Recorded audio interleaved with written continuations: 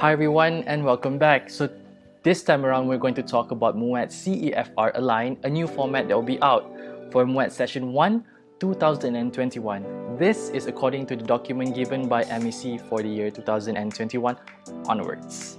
Moving on.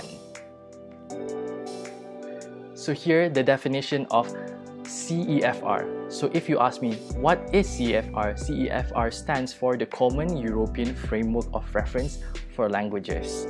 It is globally recognized as a framework to describe language learning, teaching, and also assessment for a lot of people.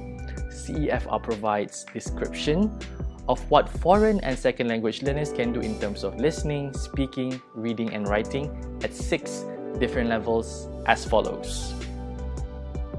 In front of you right now, everyone, you can see there is 6 levels of proficiency. First is A1, A2. Second is B1 and B2. And lastly is C1 and C2. And it's clustered as 3 different users.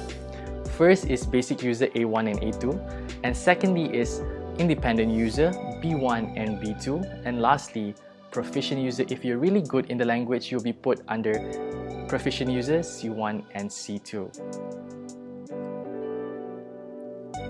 MUET Registration.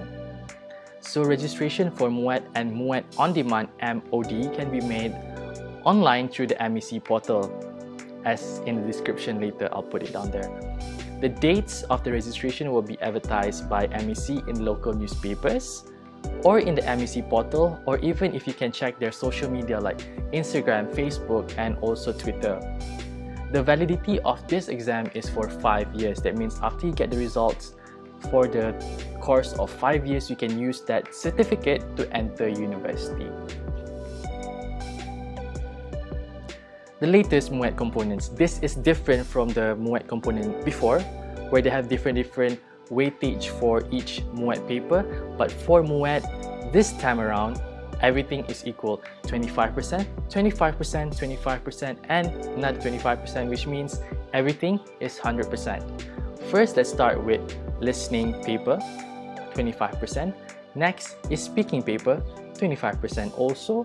Reading paper, 25%. And lastly, for writing paper, also 25%. As you can see, listening, speaking, reading, and writing all has maximum score of 90 marks.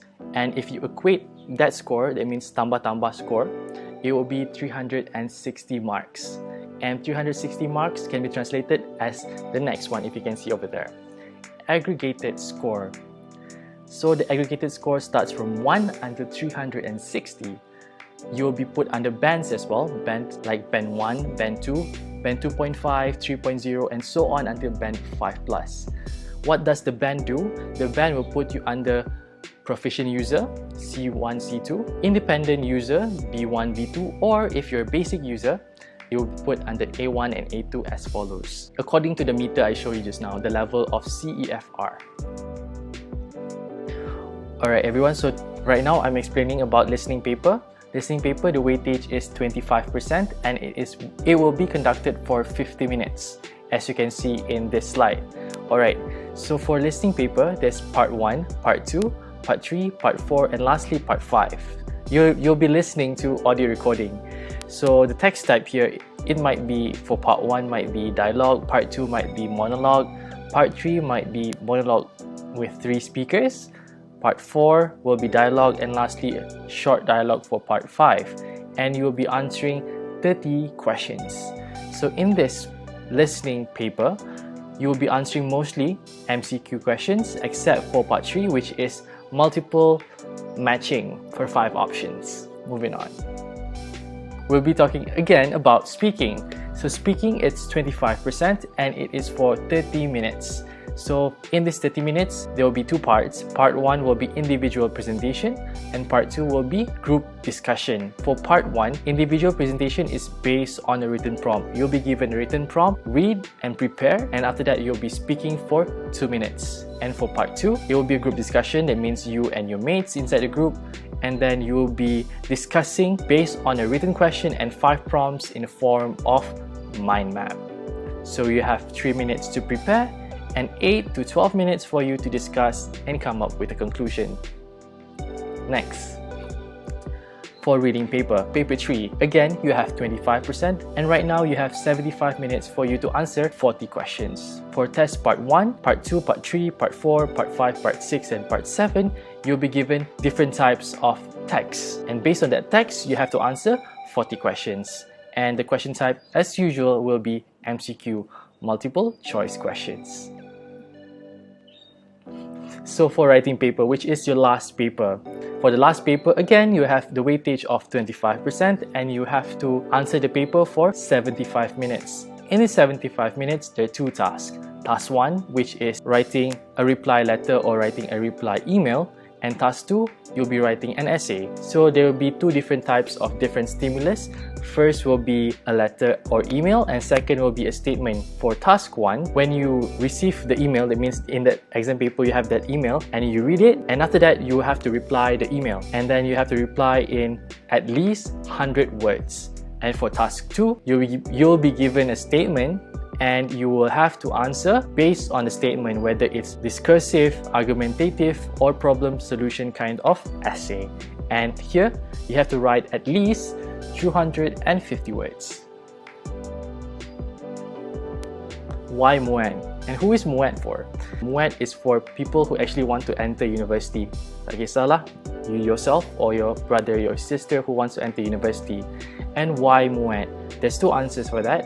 First is a ticket for you to enter university, and next is your English proficiency meter. So for this English proficiency meter, different parts, different university will require different kind of MUET certification or MUET band. Let's say if you want to enter University Pendidikan Sultan Idris and you want to take a course like myself, which is teaching English as a second language, you have to get at least band 5 to enter my course. Or if you want to enter course like law, you will need band 5. Or maybe you want to enter engineering or maybe architecture. So different courses have different prerequisite, syarat asas untuk memasuki kursus tersebut. So if you do well, you can enter in all courses. For the last slide, it's your education roadmap. So this is a process for MUET and how you want to use your MUET certification for your UPU application later in the future. So for MUET registration, for the first part, it's MUET registration. MUET registration is 3 sessions in a year. That means first session will be early in the year, the middle session will be maybe mid of the year, and the last one will be towards the end of the year.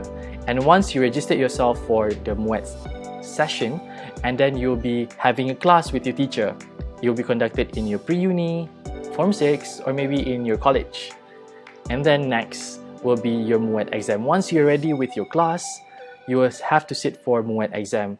And usually, oral tests will be conducted 2 weeks before your written exam. That means your written exam could be listening, reading and writing. That is your written exam. And for the last part, once you're done with your MUET exam, you have to wait for maybe 2 or 3 months, and then you will get your results. Once you get your results, you will use that for your UPU application. When you have the results, right, you will be given validity for 5 years. So anytime in that 5 years you want to enter university, you can. Okay, that's it everyone. I hope you find this video interesting and beneficial for you, and choose wisely. Alright, that's it. Have a good day. Bye-bye.